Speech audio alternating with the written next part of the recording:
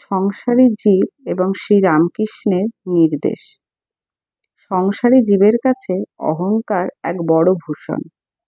যতক্ষণ না বিবেক বুদ্ধি জাগ্রত হয় ততক্ষণ অহংকার দূর হয় না। এই কথা শ্রীরামকৃষ্ণ পরিষ্কার ভাষায় আমাদের বলেছেন। তিনি আমাদের একটি অতি সহজ এবং গম্ভীর নির্দেশ দিয়েছেন।